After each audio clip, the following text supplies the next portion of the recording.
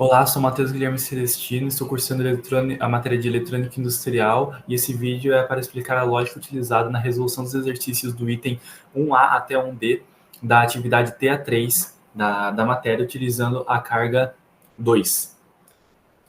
Nós vamos ter que a carga 2 será formada por uma resistência e uma indutância, sendo a resistência de 20 ohms e a indutância de 53,052 mH. E para o item A1A, nós vamos calcular o ângulo beta e mostrar as formas de onda de tensão em cada componente, na fonte, no diodo e na carga. Bom, para calcular o beta, primeiro devemos calcular o φ, que é dado da seguinte maneira. Assim, nós vamos ter que o nosso φ será de 45 graus. Dessa maneira, o nosso primeiro método vai ser analisando as curvas em um ábaco. E desse modo, analisando o ábaco para um ângulo de 45 graus de φ, nós vamos ter aproximadamente 228 graus de beta. Bom, o segundo método é utilizando a solução numérica por bissecção, onde nós temos um parâmetro de parada, que é um erro de 0,001, e uma função da corrente, que vai ser dada da seguinte maneira: seno de beta menos φ mais seno de φ vezes Euler elevado a menos beta sobre tangente de φ. Desse modo, calculando a bissecção, utilizando o intervalo inicial e realizando ela até chegar no nosso erro, nós vamos ter que beta vai ser igual a aproximadamente 225,703 graus.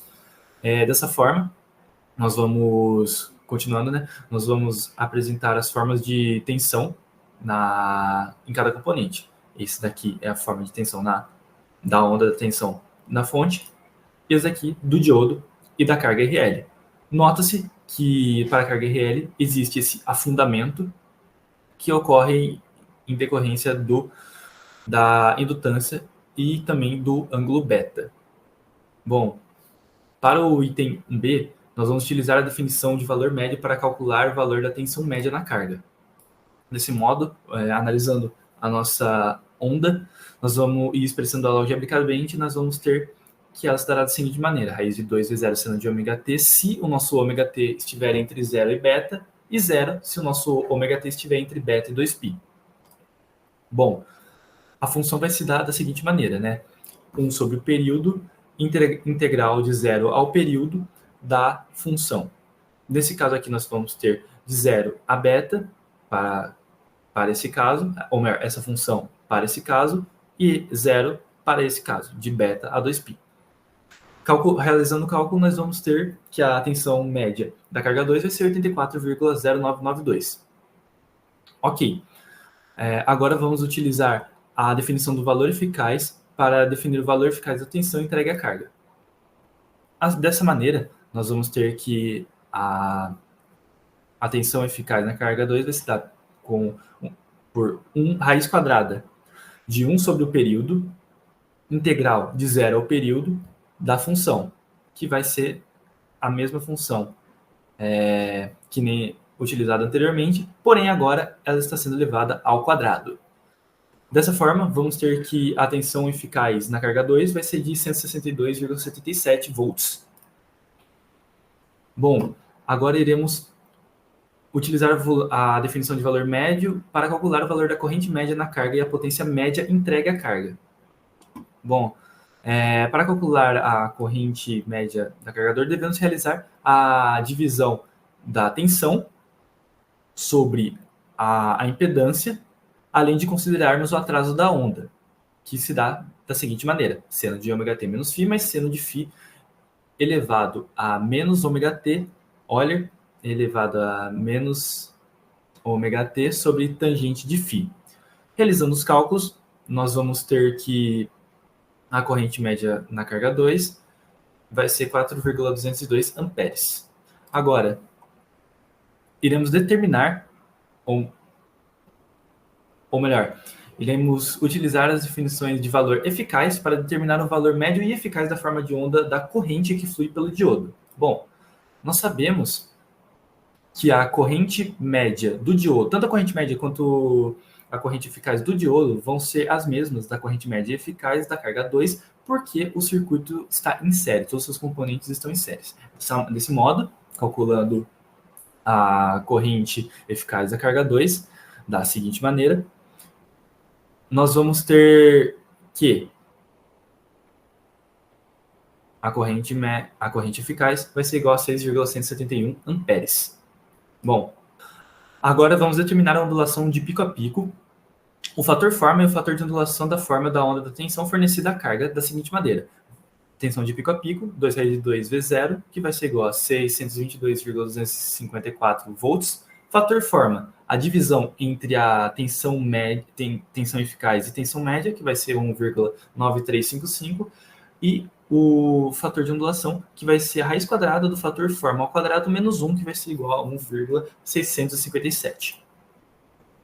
Agora vamos calcular a potência ativa, a potência aparente drenada da fonte e o fator de potência visto pela fonte de alimentação, que vai se dar da seguinte maneira. A potência ativa vai ser igual à potência média na carga 2, que vai ser 353,385. Para a potência aparente, nós vamos ter que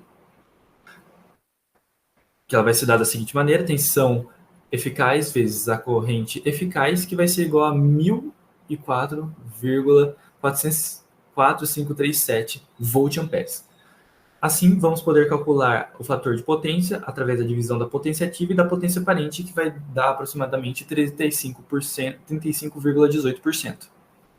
Bom, agora considerando a carga 2 e este ábaco, nós vamos determinar os valores médio e eficaz da forma de onda de corrente que flui pelo diodo, que vai se dar da seguinte maneira, sabendo que a corrente do diodo é igual à corrente da carga, e que o valor médio da corrente pode ser expresso por esta equação, e que o valor eficaz pode ser expresso por essa equação, podemos utilizar o ábaco para auxiliar nos cálculos, fazendo com que apenas o termo raiz de 2 vezes 0 sobre impedância seja utilizado multiplicando o que encontramos no ábaco. Dessa forma, vamos ter que a corrente média na carga 2 vai ser de 4,07 amperes e a corrente eficaz vai ser de 6,05 amperes. Bom, o item 2 diz para comparar os resultados obtidos. Dessa maneira, a gente pode observar que uma variação de 0,121 e 0,132, correspondentes a 1,96% e 3,24% dos valores de corrente eficaz e corrente média calculados pelas integrais, o que pode ser uma boa aproximação a depender da aplicação.